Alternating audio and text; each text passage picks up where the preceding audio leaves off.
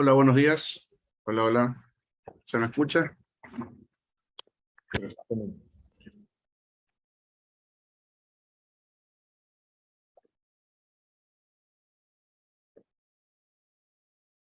¿Me confirmas, Aaron? Sí, ya estamos listos para empezar. Sí, ya está todo listo. Ya, listo. Bueno, chicos, ¿cómo están? Buenos días con todos. Esperando que se encuentren muy bien. Me presento, mi nombre es Joe Jara. En este caso, he tenido la oportunidad de ser su tutor en la cátedra de embriología médica. Y pues bueno, el día de hoy vamos a dar un pequeño repaso, principalmente de temas básicos, comprender las etapas del desarrollo y también algunos datos que van a ser relevantes para el entendimiento de esta materia. Entonces, bueno, la verdad es que no me había percatado, pero el día de ayer no se pasó el libro que yo les había puesto que iba a ser nuestro texto guía. Me confirman, por favor, si es que ya lo pueden visualizar en el grupo de chat las personas que estén.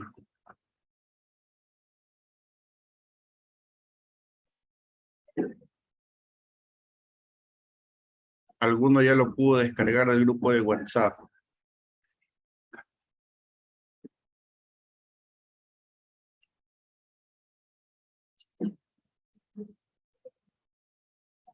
Hola.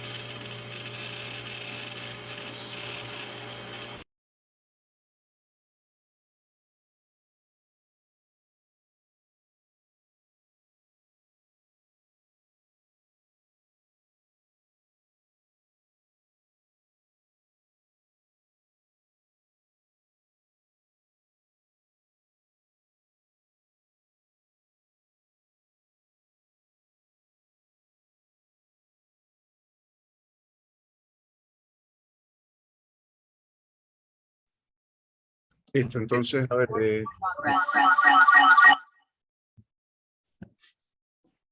por favor, cuando ingresen, traten de ingresar con los audios apagados. Ya me dicen que sí por el chat. Ya listo, entonces perfecto.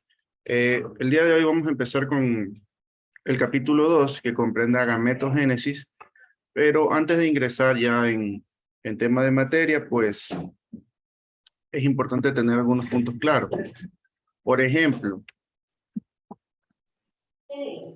nosotros antes de empezar a estudiar una materia, una cátedra o algún tema, debemos saber qué es lo que vamos a estudiar o qué es lo que vamos a estar leyendo sobre este tema. Entonces, tenemos que como definición, y esto lo pueden encontrar en cualquier diccionario, en cualquier página de internet, a la embriología como el estudio del crecimiento y la diferenciación progresiva que tienen lugar durante las primeras etapas del embarazo o del desarrollo embrionario.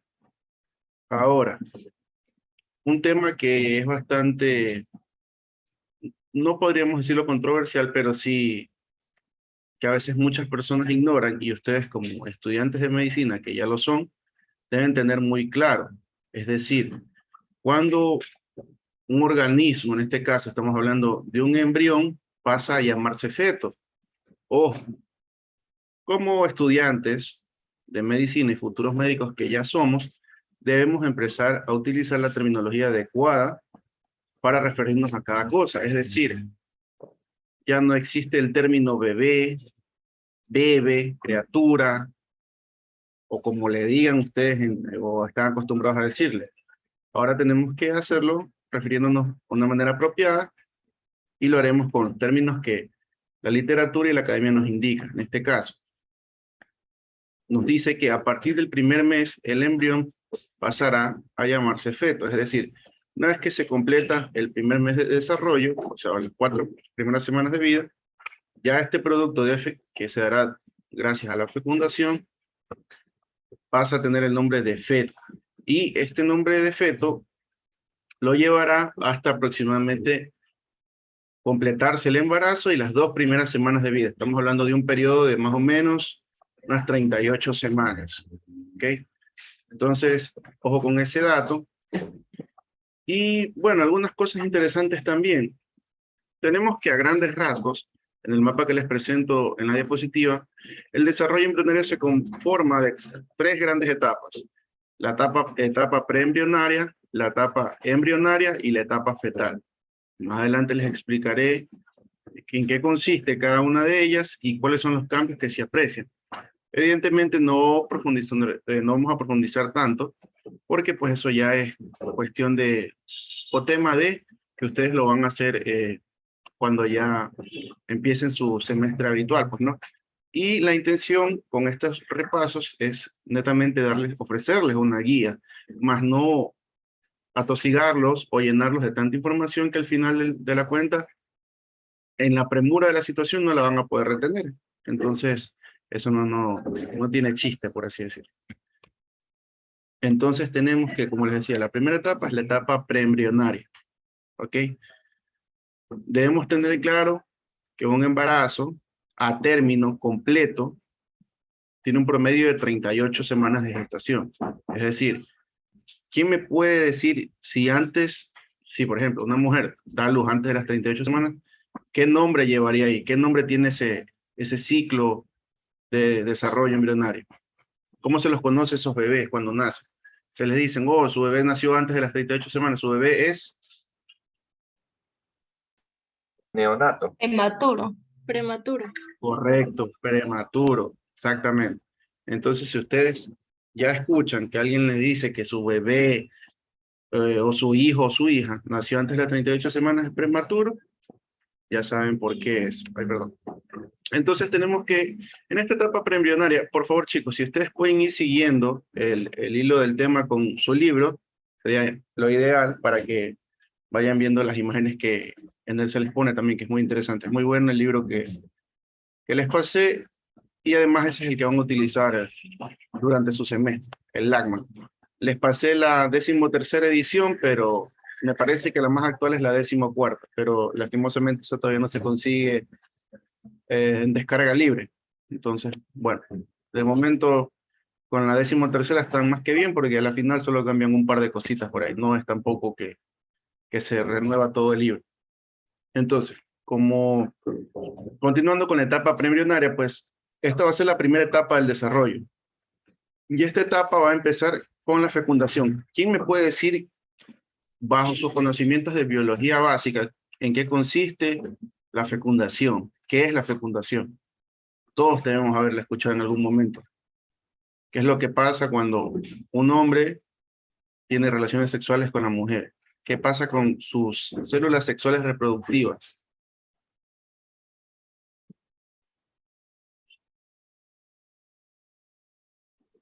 Se Cuando unen para el, cuando el óvulo y el espermatozoide se unen para formar ya el nuevo ser, que sería en este caso el cigoto.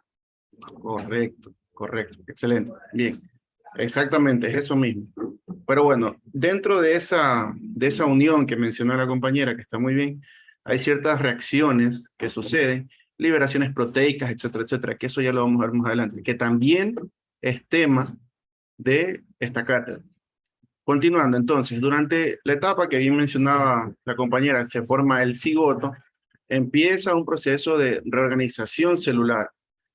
Gracias a este proceso de reorganización celular, que es netamente divisiones celulares, llamémoslo así, que son la mitosis y la meiosis, vamos a tener como resultados algunas estructuras, algunas nuevas,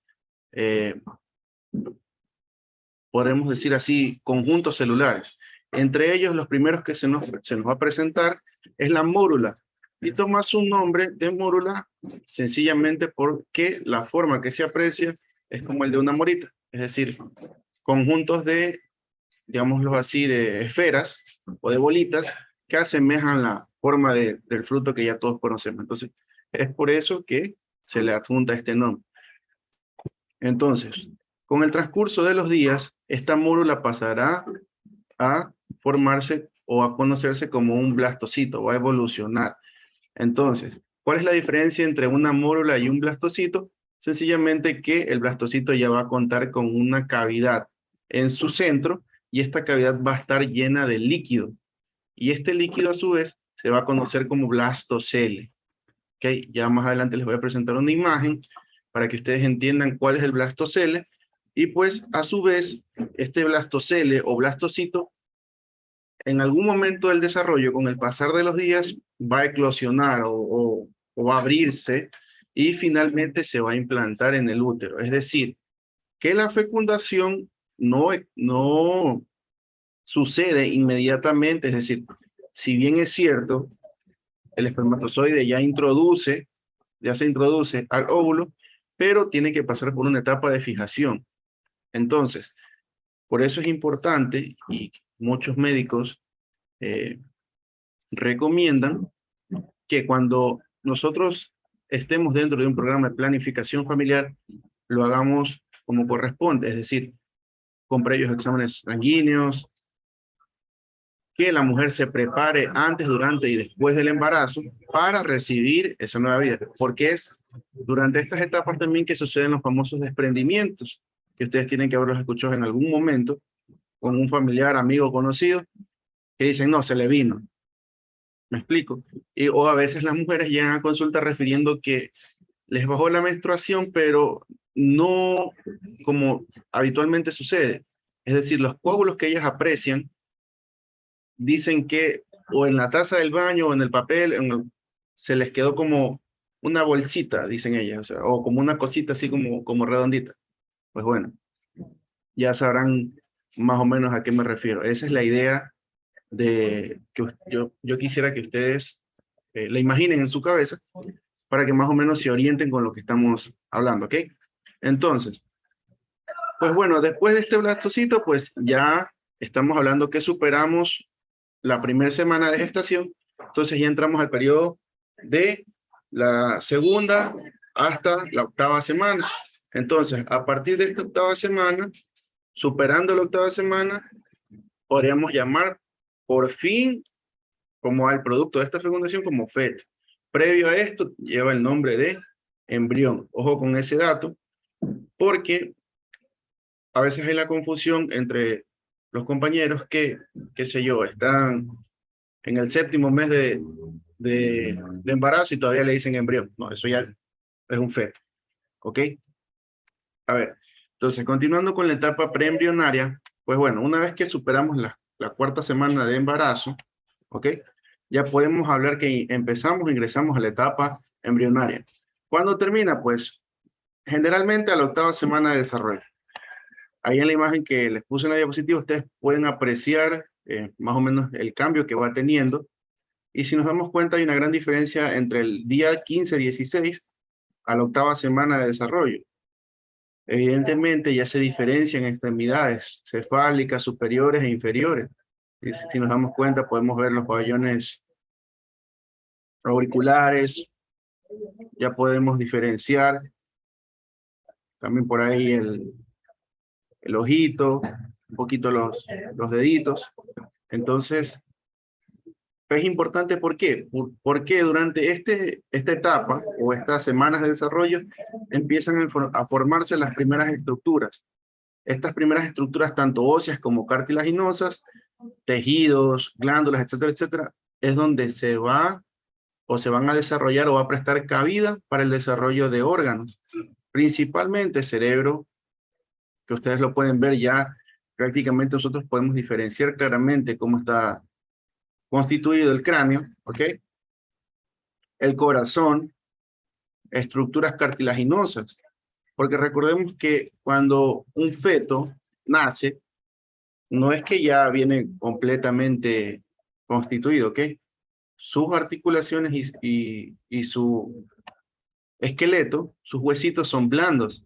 ¿Por qué? Porque ellos deben pasar un periodo, que ya lo explicaremos más adelante, en donde esa osificación se va a consolidar, se endurece, por así decirlo. Entonces, es ahí que ya podemos determinar que el sistema esquelético ya se encuentra completo, en un desarrollo completo. Es por eso también que ustedes muchas veces debieron haber escuchado que no es tan peligroso que los bebés se caigan en primeras etapas de vida. ¿Por qué situación? Porque ellos, al no tener huesos duros, por así decirlo, son más blanditos, pues su sistema de amortiguación es mucho mejor que el de un niño que, qué sé yo, ya tenga los 2, 3 años de vida, ¿ok? Porque él ya tiene evidentemente su osificación completa. En cambio, los bebés de menos de un año no es así. Entonces, claro, con la etapa embrionaria. Continuando ahora, bueno, pues aquí les he puesto unas imágenes para que ustedes se guíen, más o menos de cómo es una idea de un embrión de 7 semanas. Esto es una vista en vivo, real, y pues bueno, así se ve bajo ultrasonido, los famosos ecos 3D que ahora se hacen, más o menos para que entiendan la comparación que se hace entre estas dos imágenes. Y pues bueno, del lado derecho pues vemos el desarrollo embrionario, lo que les mencionaba de la diferenciación de las estructuras óseas y corporales que sufre un feto durante ese desarrollo tan importante que es la etapa embrionaria. ¿Sí? ¿Alguna pregunta hasta el momento, muchachos? Chicos y chicas. A ver, ¿alguien me ha escrito por aquí? Prematuro, sí, correcto. Entonces, continúo. Y por último tenemos la etapa fetal, que pues básicamente es el periodo comprendido entre la 9ª semana del desarrollo hasta el momento del alumbramiento. Es decir, puede ser desde la 9ª hasta la 36, hasta la 37, hasta la 38, dependiendo de dónde, perdón, de cuándo nazca pues este producto, este feto. Ahora, evidentemente, cuando nosotros tenemos un caso de un bebé o un feto pretérmino, que se le llama, a los prematuros, dependiendo de la semana de desarrollo donde suceda esta situación de ser prematuro, habrán complicaciones. ¿Por qué? Si nosotros nos fijamos en el cuadro, tenemos que, por ejemplo, los cambios que suceden de la 9ª semana a la 12ª, tenemos un desarrollo de extremidades genitales que ya se van diferenciando específicamente y van adquiriendo su cierto tamaño proporcional o diferencial. De la semana 17 a la 20, tenemos el aparecimiento de los primeros folículos capilares, ya se empieza a desarrollar el anugo o el vello primerizo del feto. De la semana 26 a la 29, tenemos el desarrollo de la capacidad pulmonar y separación de párpados. Estos son cambios, digámoslo así, referenciales. No es que dentro de estas semanas únicamente sucede eso. Pasan muchísimas cosas más, pero simplemente les he puesto esta imagen para que se guíen. Ahora, el periodo que más nos llama la atención es de la semana 35 a la 38. Vemos ahí, el sistema nervioso alcanza su madurez definitiva y el feto ya está preparado para su independencia. Pero ¿qué pasa, chicos? Tenemos claro que un producto al estar almacenado dentro, en este caso, de un saco amniótico, es decir, es dependiente de su madre, que se comunica con él por medio de una placenta. Entonces, debemos tener en cuenta qué cosas. Cuando ustedes han visto en algún momento, ya sea en una película o lo hayan tenido que presenciar, pueden ver siempre que a los bebés prematuros o a los fetos pretérminos los meten siempre en unas cajitas de vidrio, de cristal o de plástico a veces también. ¿Por qué razón? Esas las famosas termocunas. ¿Alguien las tuvo que haber visto o escuchado alguna vez? Esta situación sucede, ¿alguien tiene una idea por qué? ¿O por qué creen que los meten ahí a los niños que nacen antes de las 38 semanas? Porque debe haber una explicación, pues, ¿no? ¿Alguien tiene alguna idea de por qué se da esta situación? Tiene su proceso de formación. En algunos casos sí. En algunos casos sí. Pero hay otras situaciones, hay muchísimas. Quisiera que todos pudieran participar. No se preocupen si se equivocan. No, esto no es calificado. Precisamente la intención de estos cursos es que ustedes puedan equivocarse, puedan preguntar y puedan resolver sus dudas. ¿Alguien más, por favor? Es porque los pulmones aún no están desarrollados. Ya, perfecto. Entonces, Mildred, ¿no? Sí. Ya, está perfecto lo que tú dijiste. Eso es una de las principales causas. Ahora, te pregunto a ti mismo, ya que respondí, tú fuiste la que respondió, ¿por qué crees que se protege demasiado el sistema respiratorio de un feto, pretérmino? Porque al exponerlo a nuestro ambiente está muy contaminado con bacterias, virus, y como aún sus pulmones no están desarrollados, será difícil combatirlos, a las bacterias y los virus que están en nuestro ambiente, en el aire. Excelente, correcto. Muy aparte del sistema respiratorio, como tú bien lo mencionas, que se encuentra inmaduro, ojo, no es lo mismo incompleto que inmaduro. En este caso, si ya estamos hablando de esta etapa de desarrollo, estamos hablando de un sistema incompleto, perdón, inmaduro, ¿ok? Pero también es importante resaltar la parte del sistema inmunológico, que como ustedes ya lo deben saber, es el encargado de básicamente protegernos y prevenir que nosotros no nos muramos por alguna infección o bacteria oportunista. Entonces, sí, es correcto. La intención de las termocunas es precisamente eso. Ahora, un dato interesante, chicos, es que el sistema respiratorio es de los últimos sistemas en completar su desarrollo. Es por eso que ustedes, o alguno de ustedes, tendrá algún amigo o familiar que sea asmático o que tenga problemas pulmonares. Seguramente esta persona, cuando tuvo su etapa de desarrollo embrionario, tuvo algún tipo de percance que no le permitió completar a su 100% el desarrollo respiratorio, o en su defecto, este producto fue pretérmino. Entonces, estas son de las principales causas por las que nosotros tenemos personas que o tienen disneas o padecen de algún tipo de problema cardíaco o algún tipo de problema pulmonar. Principalmente, pues no hay también otros muchos varios factores que pueden provocar esto, pero enfocándonos principalmente en las etapas de desarrollo, pues esa es la causa principal.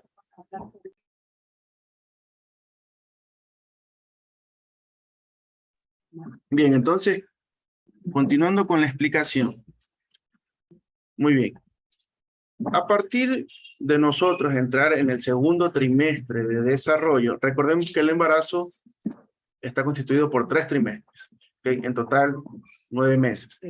Pero en este caso ya se ha actualizado la forma de estudiar este desarrollo. Ya no se lo hace tanto por meses, sino incluso hasta por semanas y hasta días. En la etapa embrionaria, los cambios que se pueden apreciar es durante el paso de los días. Una vez que superamos la preembrionaria, entramos a la embrionaria y a la fetal, pues ya ese estudio evoluciona en semanas. Entonces, muchachos, a ver. Ustedes, ojo, que en esta cátedra también se habla un poco de lo que es biología y más que todo enfocado a la genética. Ustedes han escuchado hablar sobre la dominancia y la recesividad. Cuando, por ejemplo, un producto, el resultado de la fecundación, pongamos un ejemplo acá, resulta salir un niño, ¿ok? Y este niño se parece más a la mamá que al papá. Entonces, ¿qué es lo que la gente siempre suele decir? Ah, no, es que si se parece más a la mamá, es que la mamá fue dominante. O si se parece más al papá, no es que el papá fue más dominante. ¿Quién ha escuchado a veces hablar sobre esas situaciones? ¿Y quién me puede decir qué es eso de dominante y recesivo? ¿Qué es lo que pasa ahí? ¿Cuáles son esos famosos cambios? ¿Por qué se parece más a uno que a otro?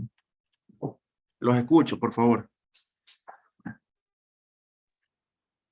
Los genes dominantes predominan ante los recesivos.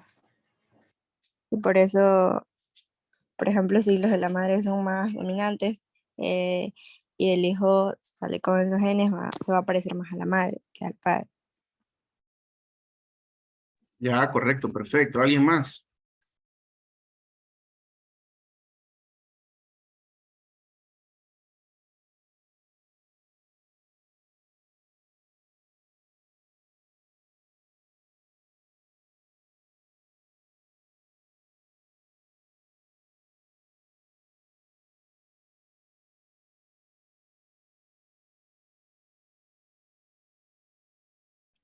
Bien, entonces continuamos. Perfecto, gracias, Nayeli me parece, ¿no? La compañera que participó, Nayeli Caiza. ¿Sí?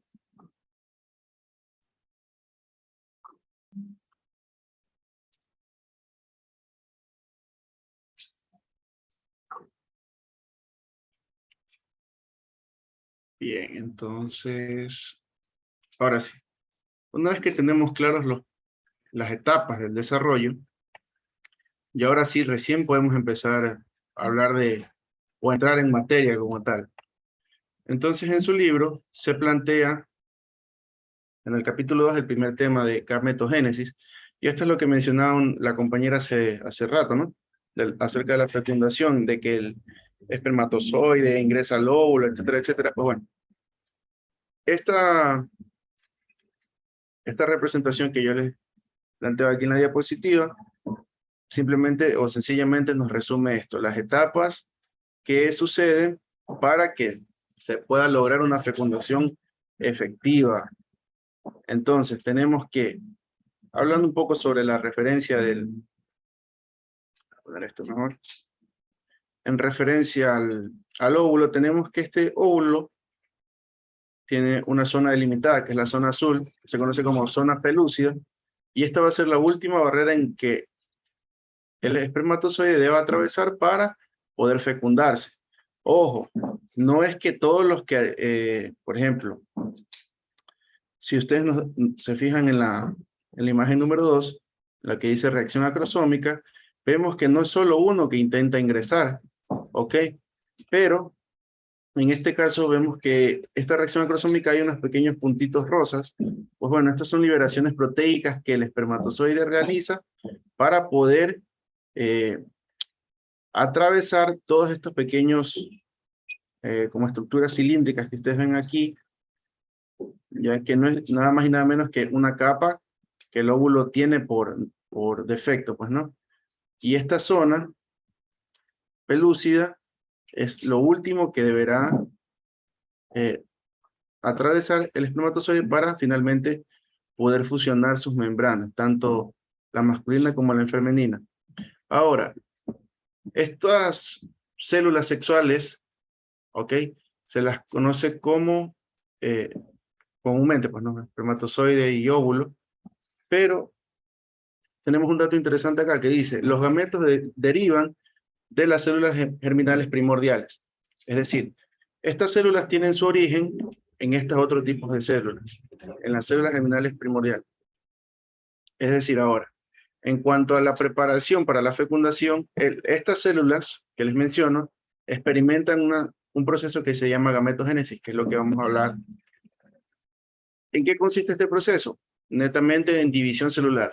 Es decir, entre ellos comprende la meiosis y la mitosis, con la intención de reproducir su cantidad cromosómica, su cantidad de cromosomas, y hacer un proceso de diferenciación celular que se lo conoce como citodiferenciación, para que a su vez estos gametos puedan estar completamente maduros. Ahora, esta imagen hace referencia a lo que les mencionaba hace un ratito sobre el saco vitelino. Ven que ya se encuentra lleno de líquido. Esto está lleno de líquido que no se ve, pero aquí le han hecho un corte. Si nos damos cuenta, vemos unos puntitos blancos por ahí. Esta imagen la pueden encontrar en su libro. Y en este corte podemos apreciar la presencia de estas famosas células germinales primordiales.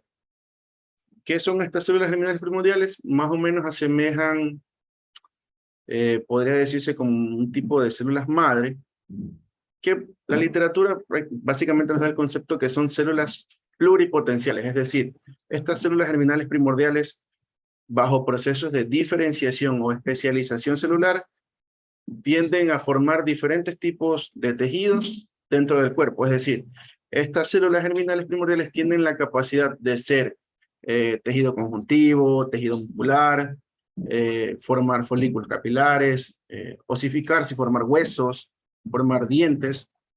Y es con este dato que es bastante interesante que nosotros vamos a hablar más adelante sobre las consideraciones clínicas sobre estas células. Porque lo bueno o lo bonito del libro que ustedes tienen es que dentro de cada capítulo se les presentan las consideraciones clínicas de cada uno de ellos, es decir, las patologías, lo extraño o lo alterado de lo que ustedes tratan. Porque recordemos que en este momento estamos estudiando lo normal, lo que sucede bajo condiciones normales, sin ningún tipo de alteración. Pero siempre es importante saber que dentro de lo que va a transcurrir o de lo que se conoce como transcurso de normalidad, van a existir alteraciones. Entonces son estas alteraciones también parte importante del estudio de esta cátedra.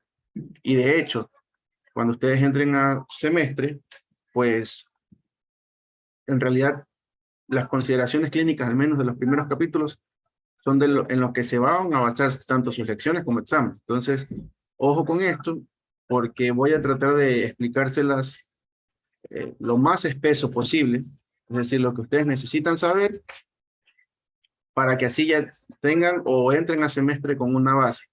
A pesar de que tengo entendido que ustedes van a ir a virtual, pues es importante que tengan claros estos conceptos, porque no es que ustedes van a probar embriología y una vez que aprueban embriología ya no van a ver nunca más ninguna cosa relacionada. Al contrario, conforme ustedes más van avanzando, más cosas van a tener que ir relacionando. Y recordemos, muchachos, que esta cátedra en especial, y como todas las demás, es importantísima. ¿Por qué? Porque estamos estudiando el inicio y las etapas del desarrollo de la vida.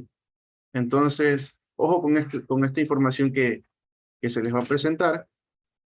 Y ojo, no, como les decía al principio, yo no me voy a tratar de enfocar tanto en lo molecular, porque eso ya es razón de su cátedra habitual. Simplemente voy a tratar de puntualizar cosas que yo sé que a ustedes les van a servir para que no tengan problemas más adelante en el desarrollo de su semestre. A ver, entonces, en referencia a esta imagen, ubiquémonos espacialmente en la cuarta semana del desarrollo. Entonces, ¿qué pasa con estas células germinales primordiales? Pues van a empezar a migrar por toda esta estructura que se conoce como saco vitelino. Y después de este saco vitelino van a pasar a las gónadas. ¿Qué quiere decir las gónadas? Sencillamente los órganos sexuales. Es decir, en el caso de los hombres, a los testículos, y en el caso de las mujeres, ¿a dónde van? ¿Dónde se forman o dónde se almacenan los ovarios? ¿Quién me puede ayudar con ese dato? Quien lo sepa. Las mujeres en especial.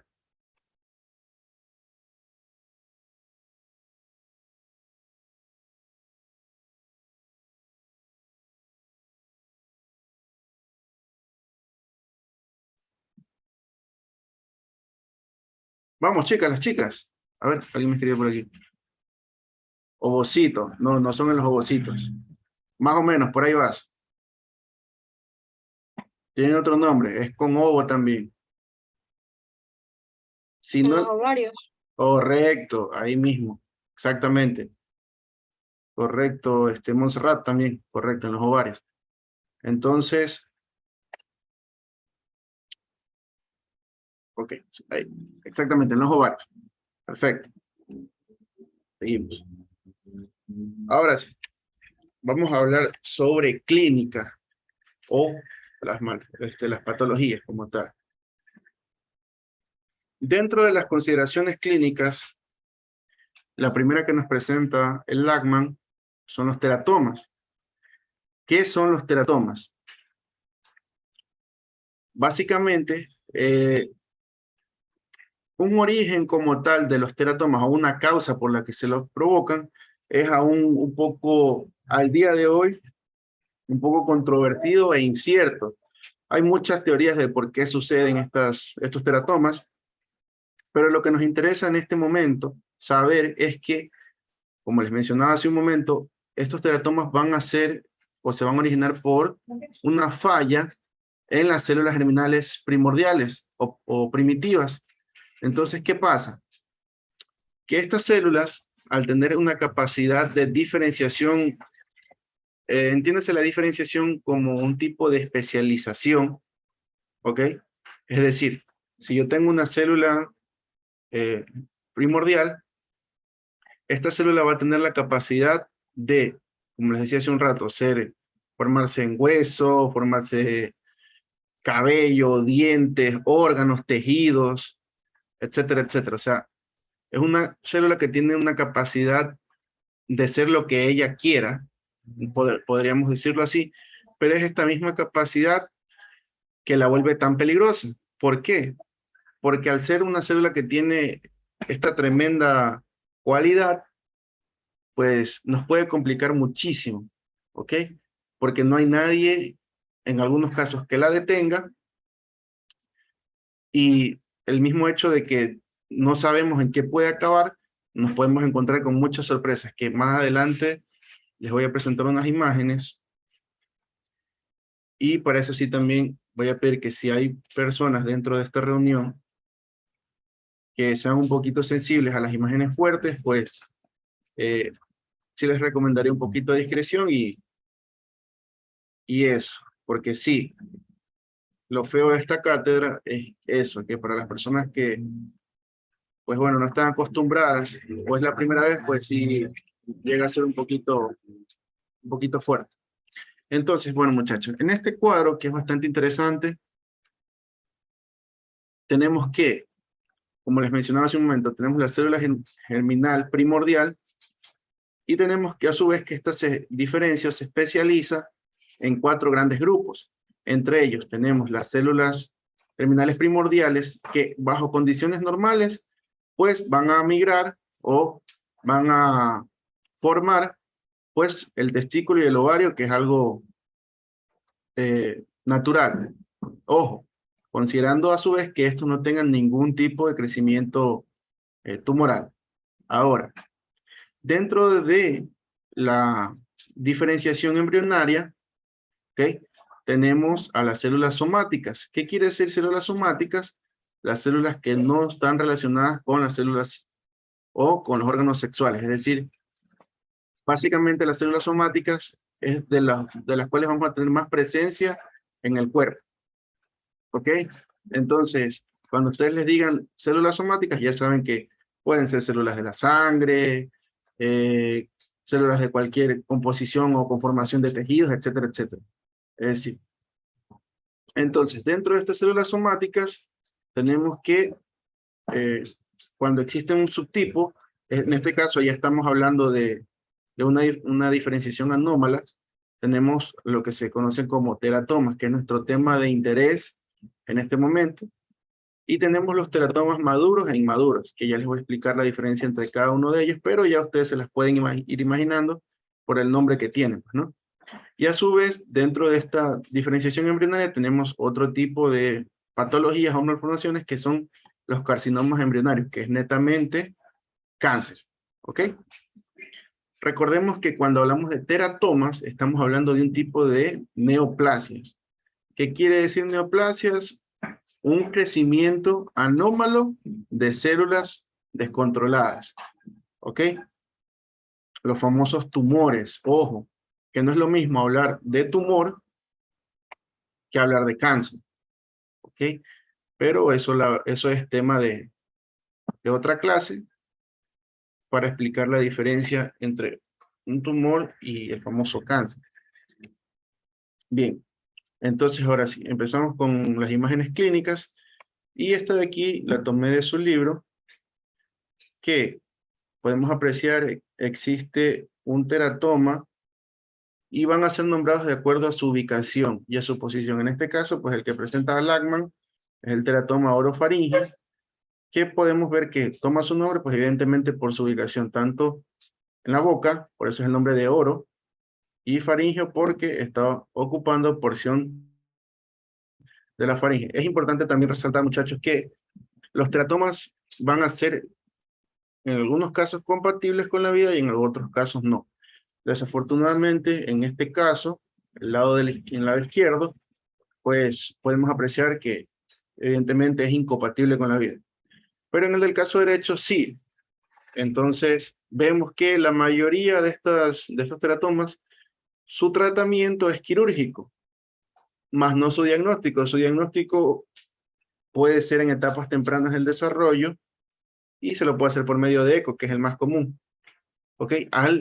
Cuando son evidentes, bueno, como en el caso de este paciente que se presenta, pues vemos claramente que evidentemente el desarrollo de las células anormales se enfocó directamente en la zona orbital, afectando el ojo. En este caso sería el ojo derecho, porque las vemos al revés, que sería el ojo derecho. Y pues vemos que el tratamiento de elección fue la resección quirúrgica, donde se extirpó el ojito. Pero tenemos la certeza de que este feto pudo continuar con su vida sin ningún problema. ¿Okay? Aquí tenemos otros tipos de teratomas. En este caso, en la imagen de la derecha, está lo que les mencionaba, que estas células, al tener una capacidad de diferenciación extraordinaria, pueden convertirse en cualquier cosa. Vemos aquí, ojo, esto es real. No es que es algún tipo de maqueta, nada. Esto es algo extraído del cuerpo de una persona. Y vemos que podemos apreciar, por ejemplo, en este lado, parecen ser estructuras óseas. Esto evidentemente son dientes que se han formado. Vemos también que tienen la capacidad de formar mucosas y tejido. Tejido, bueno, al parecer es tejido blando. Y esto se extrae directamente de las personas. Obviamente esto ya es en una persona adulta, pero es una imagen de referencia para que tengan una idea más o menos de la capacidad o de lo que sucede cuando estas células se descontrolan. Ahora, en el caso de la izquierda, tenemos lo que se conoce como teratoma sacrococcigio. Y pues lleva su nombre, pues, por lo que ya les explicaba previamente. Se le da su nombre de acuerdo a su posición. Ahora, ¿cuál es lo peligroso o lo que por lo general desemboca o termina en el fallecimiento de un paciente? Todo lo que viene acompañado o se compromete con esta situación. Es decir, en este caso, nosotros en nuestra espina o en nuestra columna tenemos un líquido. ¿Quién me puede decir cómo se llama ese líquido que atraviesa por ahí, que pasa por ahí? ¿Y qué es lo peligroso que ustedes pueden ver en esta imagen, que al parecer está llena de algún tipo de líquido? ¿Quién me puede ayudar con esa consulta? ¿Cuál es el nombre del líquido que... Exactamente, correcto. El líquido cefalorraquídeo. Exactamente, o líquido cerebroespinal también, Flores, no veo tu nombre.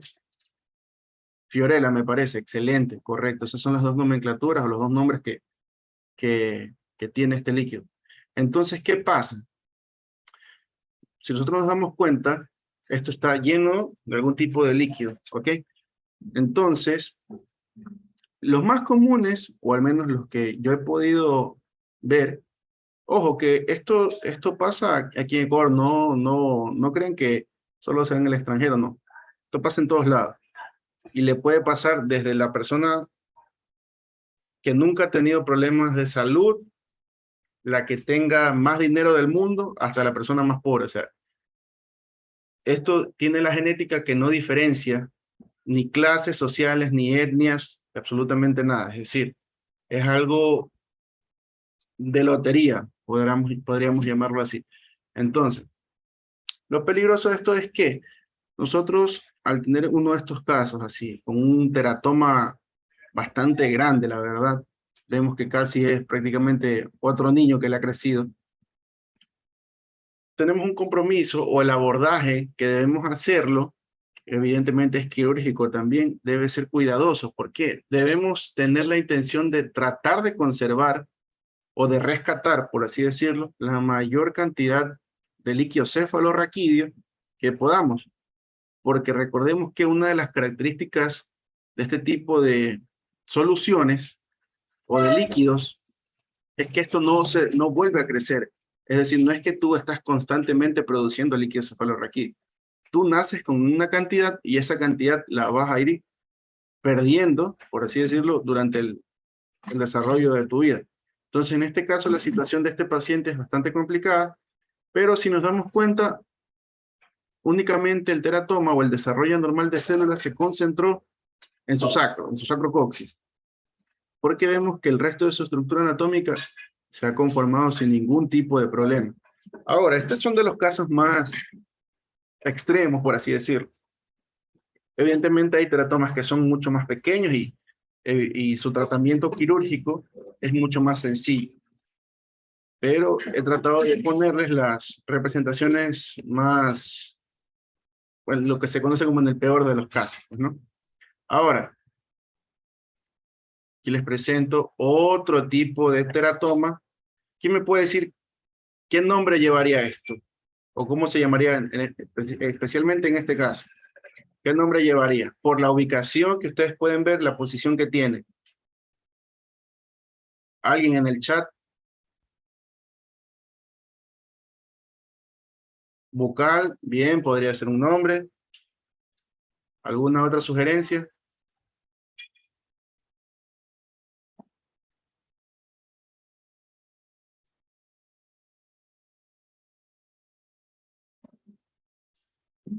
Bien, aquí dice, por aquí dicen bucal, teratoma oral, perfecto, excelente. Pues bueno, teratoma oral, sí. Ok, muchos coinciden en el oral. Sí, podríamos llamarlo así. ¿Por qué razón? Porque nosotros no tenemos una imagen radiológica que nos permita ver si es que el teratoma, en este caso específico, invade algunas otras zonas de la constitución del feto. Pero si nosotros utilizamos nuestros ojitos, nuestro ojo clínico, que ya debemos empezar a desarrollarlo, nos podemos dar cuenta que este paciente tiene algo aquí. ¿Quién me puede decir qué es esto que ven aquí? Está como fuga, que le han hecho ahí un... ¿Quién ha escuchado hablar sobre eso? Esto de aquí, esto de aquí. ¿Quién me puede decir qué es eso? Un procedimiento muy común que en las películas No es siempre... una traqueotomía para que pueda respirar. Exactamente, excelente, muchísimas gracias.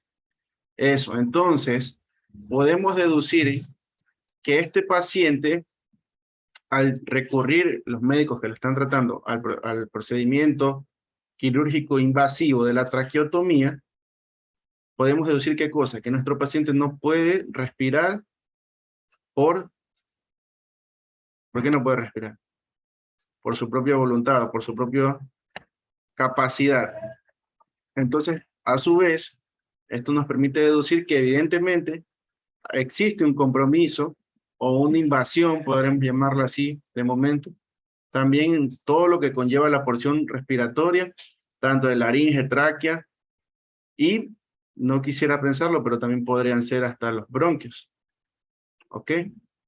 Entonces, otro dato interesante, muchachos, aquí, es que nos damos cuenta que nuestro paciente, en el caso particular de su nariz, podemos decir que está bien formada, anatómicamente hablando, pues, ¿no? Pero si nos damos cuenta por acá, ¿qué podemos ver acá? Otra nariz. Y si nos concentramos acá, pareciera también que tiene una como especie de boca. Y por acá, otra fosa nasal. Y por acá pareciera ser otra fosa nasal. Entonces, este producto o este efecto tiene 3 narices. Entonces, eso es lo que les mencionaba acerca de la capacidad de estas células germinales primordiales, que pueden ser cualquier cosa que ustedes, cualquier órgano, tejido, sustancia que ustedes tengan en su cuerpo, fue en primera instancia provocado o dado gracias a las células germinales primordiales. Entonces, de todo lo que ustedes tienen en su cuerpo, las células germinales primordiales, bajo condiciones anormales, que son los teratomas que están viendo, pueden producirse.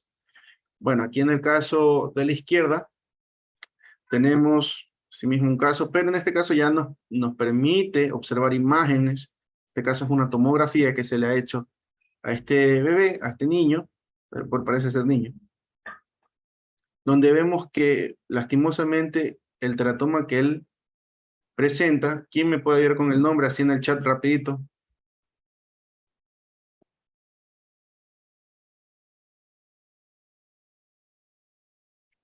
A ver, por aquí dicen teratoma orbicular. Excelente, sí. Teratoma encefálico, ocular.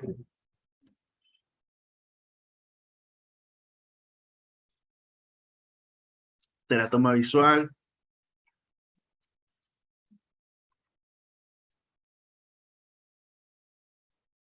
Por aquí pregunta. A ver, chicos, una cosita. Las preguntas vamos a dejarlas para el final, ¿ya? Para hacer una sola ronda y no interrumpir el hilo de la clase. Amelia, voy a reservar tu pregunta para resolverla al final. Teratoma orbital, teratoma orbitario. A ver, vamos. Excelente, chicos. Muchísimas gracias. Muy buenas sus respuestas. A ver. Tenemos la primera respuesta. Dice teratoma encefálico. Ok. Aquí viene lo importante o la importancia de los exámenes complementarios, chicos.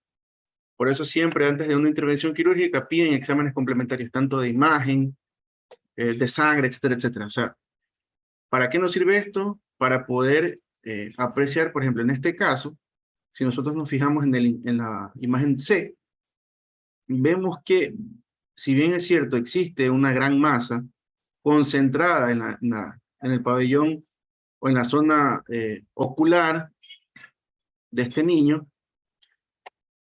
de este pacientito, o en la zona orbital, si así lo quieren llamar, no existe como tal un compromiso dentro de la masa encefálica.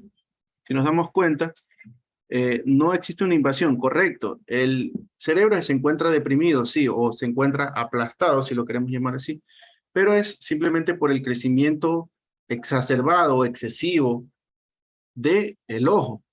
Entonces, si nosotros lo quisiéramos llamar como teratoma encefálico, no estaría catalogado como tal, porque el crecimiento de las células no está dado como tal en el cerebro, sino más bien en el ojo. ¿Es muy válida la respuesta? Sí, porque al menos ustedes, que no han tenido todavía la oportunidad de ver la cátedra de imagenología, pues podrían llegar a confundir, sí. Pero muy buena la respuesta, muy válida también. Gracias por responder. Seguimos con la otra respuesta que dijeron por aquí. Teratoma ocular, sí, muy válido, correctísimo. Ocular, perfecto, de ojo. Otra respuesta, teratoma visual. Bueno, aquí hay otro enfoque, teratoma visual. Pues bueno, aquí esta respuesta que nos han dado, pues básicamente está dada o se orienta más bien al sentido que afecta, en este caso la visión.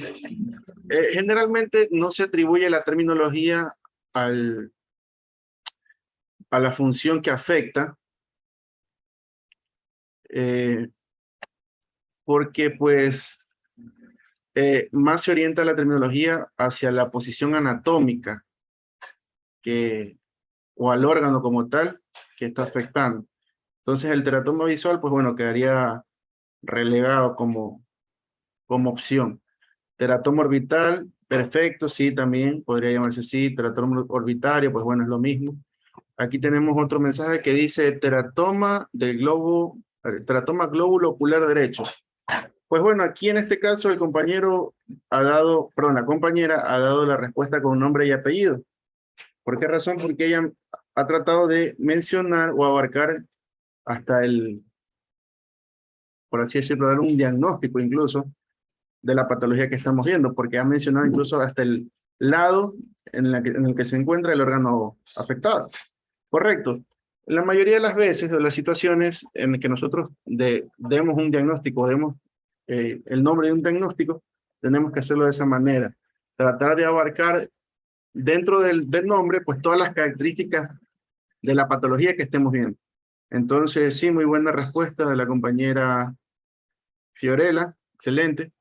Pues sí, y bueno chicos, vemos que ya para terminar con este caso de este paciente, pues evidentemente su tratamiento fue quirúrgico, pero asimismo podemos tener la certeza de que este paciente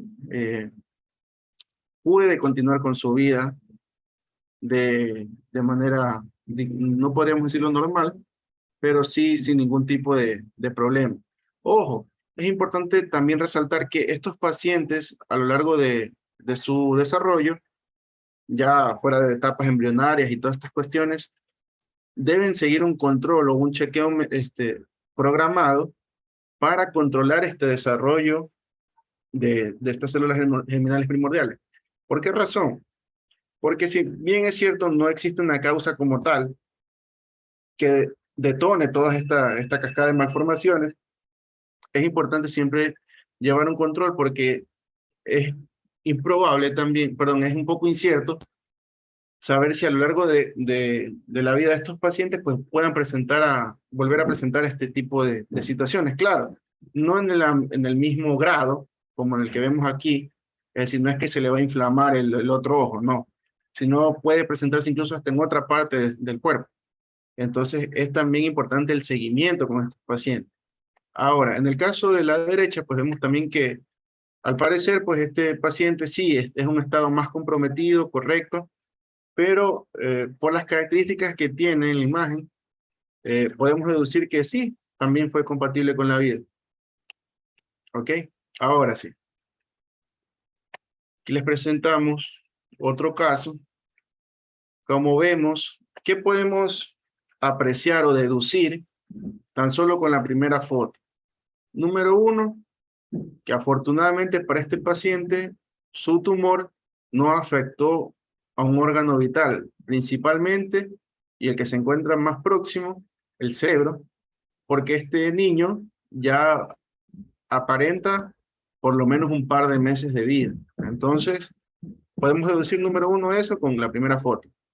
Ahora, vemos ya que aquí está preparándose para ingresar a quirófano, ya ha sido afeitado, y podemos apreciar también la magnitud del tumor en una vista lateral. En la imagen número 3 podemos ver la intervención quirúrgica en desarrollo, que en este caso es una resección total del teratoma. Y por último, pues la imagen postoperatoria, y vemos cómo fue reseccionado toda esta masa tumoral. Bien. Ahora, otra cosa. Para hablar de teratomas y en realidad de todas las malformaciones congénitas que va a presentar el libro, pues bueno, eso es de lo que más podríamos hablar. Pero en este caso, ¿quién me puede decir qué es esta estructura? Así ya con las pollitas que tiene la foto, por el chat. ¿Quién me puede decir qué es eso? A ver, vamos a ver. Ven ahí que dicen muñón del cordón umbilical. La placenta. Correcto, es la placenta. Exactamente. ¿Quién me puede decir con qué otro nombre se conoce a la placenta?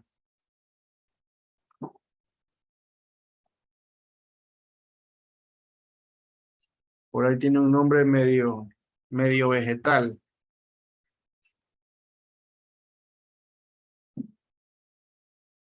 Bueno, no les voy a hacer perder más tiempo buscando por ahí en internet. Se lo conoce también como el árbol de la vida.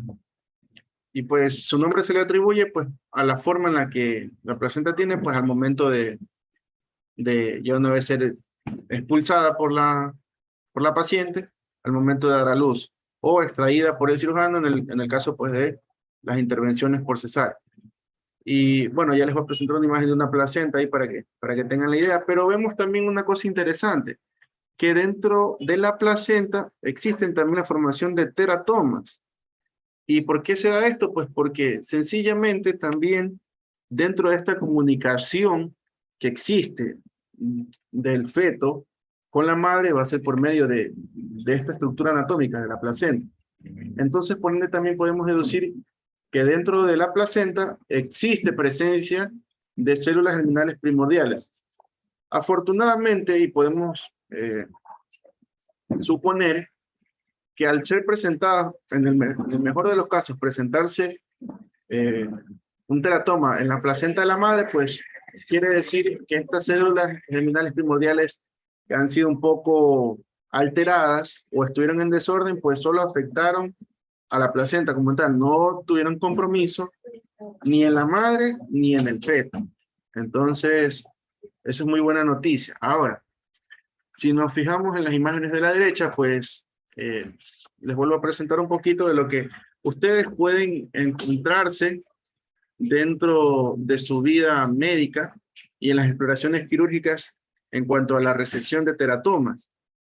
Resección quiere decir extracción, por si acaso, chicos, para que no se confundan. Y vemos también que hay unas estructuras por ahí medio blanquinosas. ¿Qué creen que sea eso de ahí?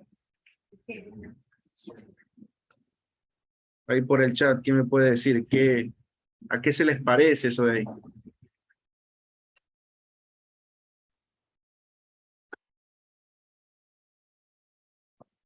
Dientes, dice, correcto, son dientes.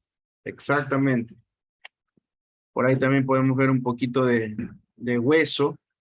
En la imagen superior podemos apreciar folículos, cabello ya como tal, estructuras, diría yo, también dientes, unas que otras parecen también exactamente, correcto, compañera Luzmila, mucosa, exactamente.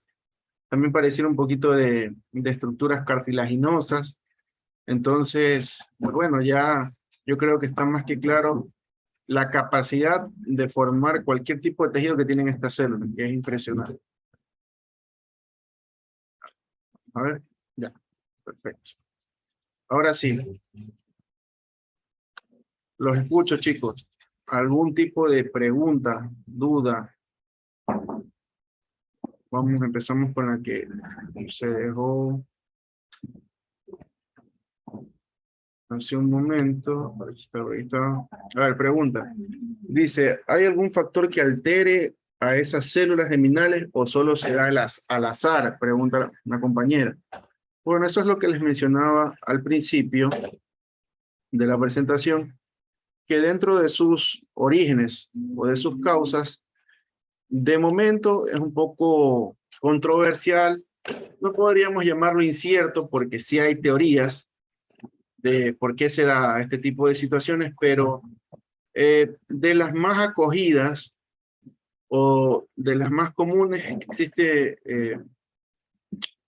podríamos llamarlo así, una como desviación de la línea o del recorrido que deben deben hacer estas células, perdón. Entonces es ahí donde se da este desorden, pues, ¿no? Ahora hay una teoría también que esta la aportan los genetistas, que en cuanto al entrecruzamiento cromosómico, también existe por ahí un desorden, o sea, en realidad hay muchas teorías, pero sí, también podemos de momento asegurar que es una lotería, exactamente, es al azar. Desafortunadamente, es así hasta ahora. Otra pregunta. No, dice, por favor. Claro, sí, yo les paso las diapositivas, no se preocupen. A ver, otra pregunta, chicos. Una otra pregunta.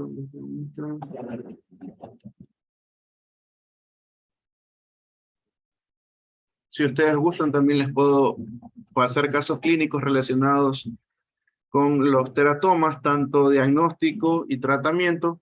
Desafortunadamente, de momento no existe como tal una prevención que se pueda hacer para evitar este tipo de situaciones, pero bueno, sí existe diagnóstico, tratamiento y también el seguimiento, que es importantísimo en estos casos, porque recordemos que estamos hablando de tumores.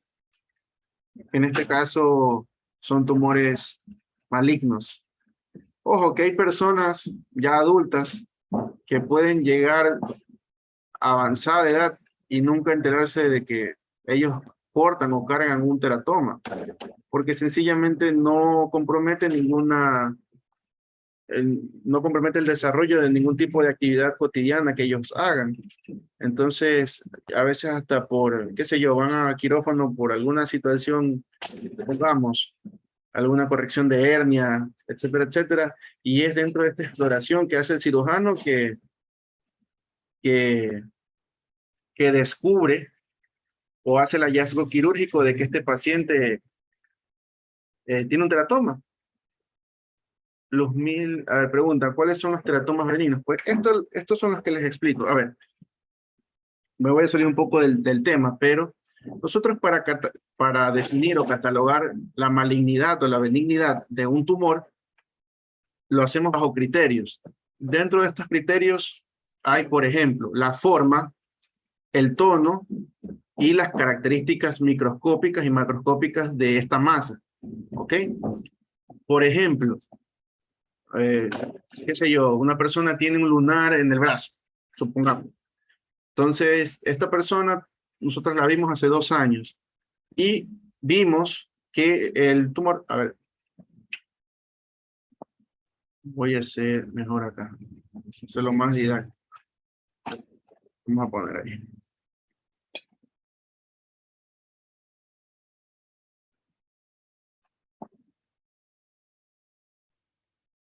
Pizarra.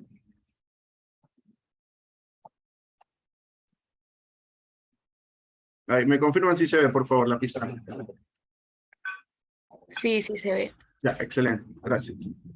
Bien, entonces lo que les decía. Por ejemplo, supongamos que nosotros tenemos una persona, un amigo, un conocido que hace 2 años tenía un lunar de este tamaño. Nosotros lo vimos el año pasado. Ya el lunar creció, ya es de este tamaño. Y nosotros, supongamos de aquí lo vemos en 2 años más. Ya el lunar no solo creció de tamaño, sino que más bien empezó a presentar así como unas puntas, más o menos así. Empezó a deformarse, ya no es un círculo delimitado como tal, sino más bien ya empieza a tomar como forma tipo estrella, podríamos llamarlo así. Entonces, es ahí cuando nosotros podemos tener el criterio de sugerir a esta persona que pues visite, en este caso principalmente sería un médico general, después un dermatólogo, y en el caso de requerirse pues un oncólogo, porque estos son criterios de malignidad que nosotros podemos detectar a simple vista. Evidentemente, ¿esto cómo se corrobora? Pues bajo un examen de microscopio, un examen de biopsia, que prácticamente lo que va a hacer es tomar de la piel de esta persona una muestra por medio de un bisturí, bueno, hay varias técnicas para tomar muestras, y someterlo a la vista de un lente de microscopio, y por medio de el ordenamiento de las células y la forma de las células, que es más o menos similar a esto, es decir, si dentro del raspado o de la muestra que se toma, se ven células delimitadas, es decir, con su núcleo, su citoplasma completamente y bien delimitado, pues podemos determinar, o podrá determinar el patólogo, que no existe ningún criterio de malignidad para abordar a este paciente. Pero si dentro del microscopio, pues se ven células deformadas, con núcleos incompletos, otras células destruidas, pues esto es indicativo de que existe un problema. Y lo más recomendable, pues sería extirpar completamente esta masa. Y posteriormente hacer un examen de laboratorio para, de todas maneras, salir de cualquier duda. Eso sería un examen complementario. Ya. En el caso de los teratomas que presentamos en clases, pues más o menos va por la misma línea. Es decir, como les explicaba, hay personas que llegan a los 50, 60 años y no se enteran que llevan dentro de ellos un teratoma, pues porque, qué sé yo, nunca han tenido un problema de salud, nunca han debido recurrir a un médico o a atención médica más allá de por alguna simple gripe o etcétera, etcétera. Y resulta ser que en algún momento de su vida necesitan de una intervención quirúrgica, y puede ser que dentro de los exámenes previos que se hacen a una intervención o ya como tal dentro de la intervención quirúrgica, pues se den estos hallazgos Y pues sencillamente lo que se opta es por hacer la resección total de esta masa, y pues en la gran mayoría de los casos que bajo estas condiciones suceden, pues simplemente ese es el fin de toda esta situación. A ver, tenemos otra persona. Dice, en el caso de un teratoma que comprenda a 3 o más órganos, ¿hay algún orden para nombrarlos, tal vez, o cómo sería? Pues sí, sí, por lo general, cuando tenemos un órgano o más de 3 sistemas comprometidos, sí hay a veces un orden jerárquico, es decir, del órgano más vital comprometido al menos vital comprometido, pero por lo general siempre son localizados. Por ejemplo, pueden afectar varios órganos, qué sé yo, como en el caso de los orofaringeos, ahí tenemos doble nomenclatura, oro de boca y faringeo de la faringe. Podemos también, por ejemplo, tener el orofaringeo traqueal, es decir, que afecta boca, laringe y faringe. ¿Ok? Sí, hay varias maneras de nombrarlo, pero nunca vas a tener, por ejemplo, o es muy raro, no está bien decir nunca, es muy raro, por ejemplo, que tengas un teratoma, un paciente con teratoma faríngeo y otro, qué sé yo, orbicular, sí, o sea, es muy raro, pero puede pasar, sí, pero no es muy común. A ver, una forma sencilla de resolver casos clínicos o definir con exactitud su nombre. A ver, en sí, formas sencillas, no entiendo a qué te refieres como con formas sencillas, pero prácticamente la forma de dar un diagnóstico, de definir un diagnóstico, siempre va a estar ayudado o convalidado o reforzado o garantizado por exámenes complementarios. Pueden ser estos de imagen, principalmente, por lo general, en el caso específico de los teratomas, es por imagen. Esta imagen puede ser tanto en vida intrauterina, disculparán lo burdo de los dibujos, pero más o menos una referencia. Supongamos que aquí está el feto. Entonces, con un aparatito que se llama ecógrafo, tienen que haberlo visto, simplemente lo que se trata es de observar lo que sucede dentro del saco amniótico.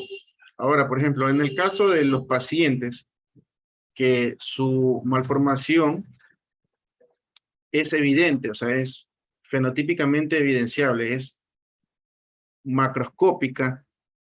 Cuando nosotros acercamos el abductor al vientre de la madre, se ve. Y al menos ahora en estos tiempos que utilizamos la famosa ecografía 3D, 4D, hay hasta ahora, hasta 5D. Ya le ves hasta si va a ser Capricornio o Virgo, ese futuro producto, por medio de un eco. Entonces, es más fácil porque ya hay más claridad. La ciencia ha permitido que el diagnóstico sea oportuno. Entonces, ¿qué pasa? Cuando el diagnóstico es oportuno, se plantea una estrategia quirúrgica para el momento en el que este producto nazca. En algunos casos incluso se lo hace hasta dentro del vientre de la madre todavía, cuando se puede, pues, pero eso ya queda bajo evaluación del cirujano y del equipo de cirujanos que estén a cargo del caso. Pues se plantea una estrategia quirúrgica que nos permita ser lo menos invasivo con este paciente y a su vez tratar de que por medio del resultado de la cirugía, pues brindarle la mayor o la mejor calidad de vida posible. Ahora, cuando no existe este diagnóstico, pues sencillamente, ya cuando el producto lo tenemos afuera, pues se hacen exámenes de imagen, como les mencionaba principalmente, cuyo objetivo, como en el caso de la diapositiva, voy a poner incluso por aquí, de la diapositiva donde estaba esta, nos permite ver si existe compromiso de algún otro tipo de órgano, que afortunadamente en este caso no sucede. Entonces, por eso es importantísimo los exámenes complementarios. ¿Ya? Pero en sí, forma sencilla, pues, no, yo creería que no. Más bien, una corroboración con exámenes complementarios, sí. Y la exactitud para definir el nombre, pues, bueno, eso ya es un poco más del tema de los genetistas, o bueno, en realidad de cirugía. Cuando ustedes vean cirugía, pues ya van a a ver cómo nombrar las patologías. Pero como les digo, principalmente se les da el nombre de acuerdo a la estructura anatómica o al órgano que afecta.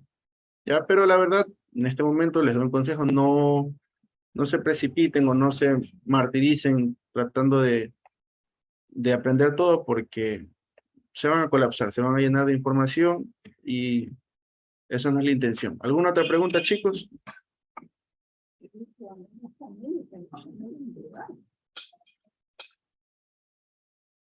¿Alguna otra duda? ¿La próxima clase sería este viernes o no? Sí, sí. ¿Viernes o jueves? No recuerdo el horario. Pero sí, ahí ya empezamos a hablar de teorías de la herencia y vamos a hablar sobre el entrecruzamiento, por qué existe esto de que el hombre puede ser papá hasta el día en que se muera, pero la mujer solo hasta cierta edad. Vamos a tratar sobre todas esas cuestiones. Pasarnos casos clínicos, por supuesto, sí. Incluso les va a pasar casos de esta clase que ya vimos y de la próxima para que estén revisando y puedan tener ya listas sus preguntas e irlas resolviendo. ¿Alguna otra razón, chicos? ¿Otra pregunta? No. Ya. Listo entonces, muchachos. Eso sería todo por el día de hoy. Les agradezco su presencia y cualquier cosa, pues, me escriben. Estamos a las órdenes. Muchas gracias. Gracias. Gracias.